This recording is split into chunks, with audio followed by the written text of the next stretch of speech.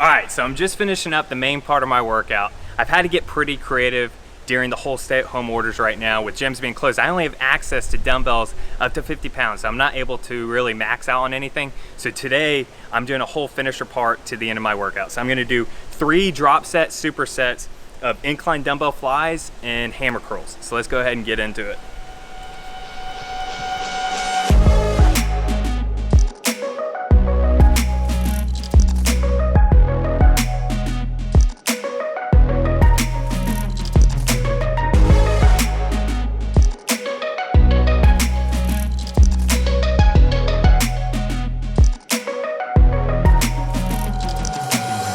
All right, so I just wrapped up the workout. So today's workout was pretty much a full body weights workout with obviously that finisher at the end. So I've been working out, doing about 5 to 6 strength workouts per week lately, with 3 of those being weights workouts, just typical bro bodybuilder style workouts, and then 2 to 3 of those being more CrossFit HIIT style workouts. And I've been enjoying doing both. One of the most popular questions I've been getting, especially lately, is gaining muscle as an endurance athlete, as an ultra runner. How do you gain muscle? And then some people have been asking, how do you retain muscle? So first off, it's obviously not optimal if you're trying to be, the biggest bodybuilder, you're trying to gain the most muscle possible, the most strength possible. It's obviously not optimal to be an endurance athlete. But at the same time, I see all the time, all these people talking about how if you do excessive cardio or if you're a long distance runner, you can't hold any muscle. That's just not true.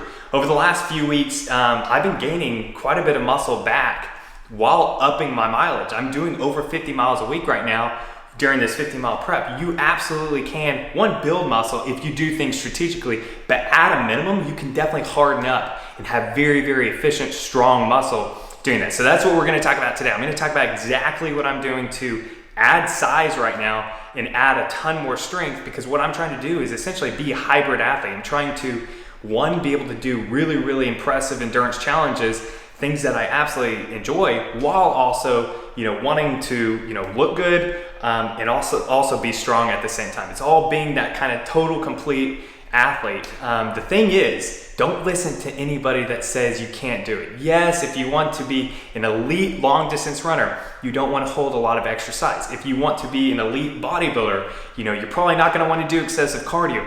But if you want to be a hybrid athlete, be a very, very impressive, well-rounded athlete, you absolutely can do that. So if that's what makes you happy, if that's what you want to do, you want to lift heavy weight, you want to be able to do maybe CrossFit style workouts while going out and doing extremely impressive endurance challenges like an Ironman, an Ultramarathon, you absolutely can do that.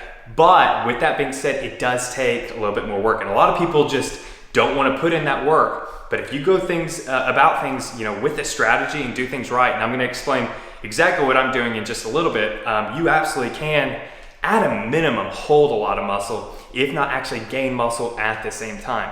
You just have to do things in a very specific way. So I'm getting ready to get on a buddy's podcast. So I'm going to go ahead, get changed, and then after I get done with that podcast, I'm going to go ahead and catch in with you guys in a little bit and let you know exactly what I'm doing to actually be able to put on size while upping my mileage. All right, so the thing about trying to gain muscle, or at least hold a lot of muscle as an ultra endurance athlete, it's just like doing anything else hard in life. A lot of the people say you can't do it just to be able to justify why they shouldn't do it. But you can look at people like Cameron Haynes, Chris Gethin, he's a big bodybuilder that he's done a lot of ultra challenges. You can look at Alex Viada, this guy's done Ironmans and he's a massive power lifter. There's a lot of people out there that are hybrid athletes. They do incredible strength workouts and strength achievements while doing these ultra endurance events. You absolutely can build muscle while doing it, but you have to do things very strategically. So the very, very first thing is obviously you've got to have your diet nailed in. So the great thing about doing ultra endurance stuff is you essentially need to take in a lot of calories, especially if you're trying to hold muscle or put on muscle. You need to be taking in a lot of calories, because if you're in a negative calorie balance, if you're burning more calories, which is easy to do if you're doing 50 plus miles a week, if you're burning more, you're obviously going to lose weight. It's going to be harder to hold on to that muscle. So the big first thing is you want to up your protein take. A lot of endurance athletes, they don't eat that much protein, which is fine if they're trying to essentially be as streamlined as possible. They're not taking in a lot of protein. But if you're trying to hold muscle or even gain muscle as an endurance athlete, most likely you're going to want to up your protein intake. I have 1 gram of protein per pound of body weight. That's what I've seen work well for me. Some people do even more than that. Some people can do a little bit less than that. But the point is, compared to a typical, say, marathoner's diet, you're probably going to want to up your protein. Now, I'm not going to go into all the specifics in this video of exactly what I eat to be able to put on muscle and hold muscle as an ultra runner. If you guys want me to do, a full day of eating or everything having to do with, my diet, whether I do intermittent fasting, all of that, drop that down in the comments down below. I can definitely do, full diet talks for you guys. But the big point is you do want to be taking in adequate protein, because if you are, putting in a lot of these miles, whether that's on the bike, swimming, running, whatever you're trying to do, if you're putting in a lot of these miles, your body is going to get to the point where it might want to go into muscle wasting, especially if you're in, a negative calorie balance, if you're in a caloric deficit.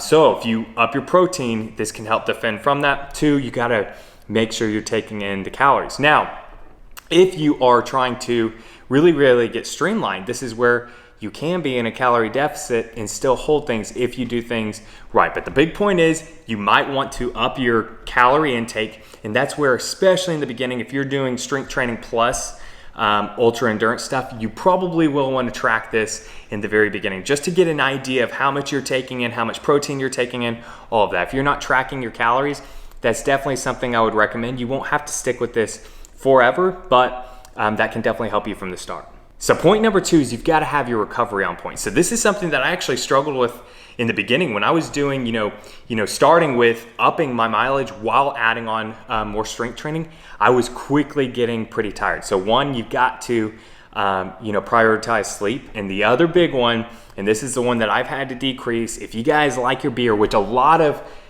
runners out there and a lot of endurance athletes love beer and alcohol, especially, those IPAs. I love a good IPA. You're probably going to need to decrease your intake with that. The thing is, you absolutely can still recover if you're drinking, but it does make your recovery decrease. And I've seen this. You will see this impact, especially if you start adding on these other things, and it'll decrease your protein muscle synthesis. So if you're really trying to maximize gaining muscle, or at least holding muscle while upping your mileage and doing these incredible things, I'm not telling you to stop drinking alcohol. I still, enjoy beer from time to time, but my drinking has definitely decreased. So the big thing is you want to really prioritize sleep. I get at least 7 hours a night if I can. I typically get between 7 and 9 hours a night. Do that if you can, especially if you're doing 2 workouts a day, and then you probably will want to decrease your alcohol intake. All right, so number 3, the training itself. So I've mentioned this before. I'm running 6 days a week. I've got 1 rest day from running, and that includes, 4 regular, just kind of easy aerobic based runs where I'm building up my aerobic base. I've got a big long run every week. Sometimes I got double back-to-back long runs, and I typically have a speed workout mixed in there. So 6 days a week, and then 5 to 6 days a week, I'm doing strength workouts. So essentially, almost every single day, I'm doing 2 workouts a day. Now, I've seen that I'm able to handle this and do this very well, but the thing is, I've incorporated pretty much everything I enjoy and structured it very strategically. So I mentioned I do, multiple weights workouts a week, and that's typically full body. With that, I don't go crazy hard on legs. It'd be very tough to, be, doing incredibly great squat and deadlift numbers while going out and pushing your mileage. Some people do that. That's just not really my goals. I still do train legs, just not as much. But I'm doing a few weights workouts plus HIIT workouts. So, this could be a typical CrossFit style workout like Chelsea. It could be me building a circuit like a firefighter type workout that I used to do back in the day. And then obviously I'm doing my core workouts as well. But the point is, I'm doing 2 days right now. The big thing with this and the big thing with training, if you truly are trying to gain muscle as an endurance athlete, I'd highly recommend you split your workouts by at least 6 hours. That's what I try to do. Some days I have to go back to back and create more of a brick style workout to where, I'll go for a run and then do weights. But if I can, I'll split them. So some days I'll do my strength workout earlier in the day and then do the run in the evening. I typically try to prioritize the run by doing that in the morning and then strength in the evening, just because, the 50-mile prep right now, that is the priority. The priority is not to put on size, although I am trying to put on size and I'm successfully doing that during this prep.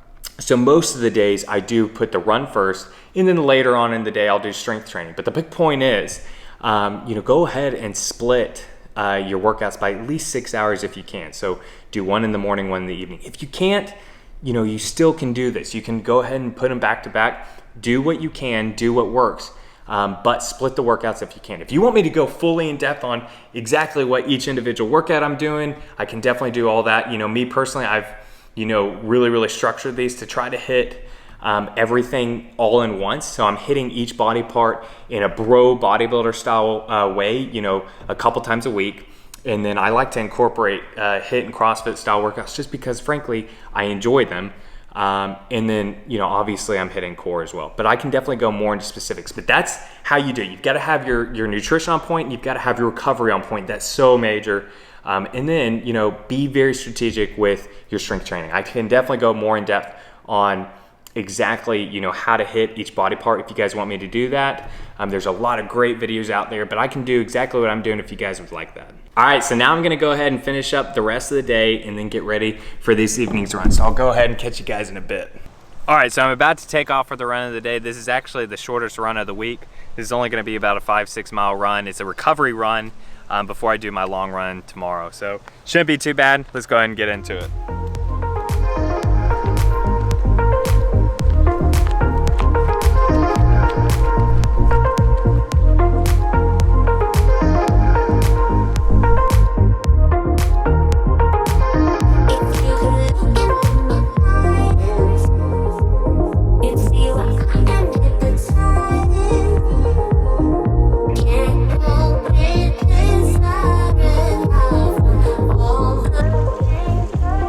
Just wrapped up the run. I think that puts me at 30 miles for the week. Tomorrow I've got a long run of 14 to 15 miles, and then I'll do a medium-sized run on Sunday. So the goal for this week is to hit 52 to 54 miles. Everything's on track for that. Everything's going really good with this 50-mile prep so far. We're about to wrap up week 2 of the 16-week training block. So everything's going really good. Honestly, feeling really good doing the 5 to 6 strength workouts along with the 6 runs per week. Frankly, I'm feeling like I'm becoming even a better runner through all of this while adding on just a little bit more size back. I feel a little bit better with it. But I'll keep you guys posted along with the rest of this 50-mile prep series. I'll see you guys in the next 50-mile training prep series video. Be happy, be positive, be powerful. Have a great rest of your day.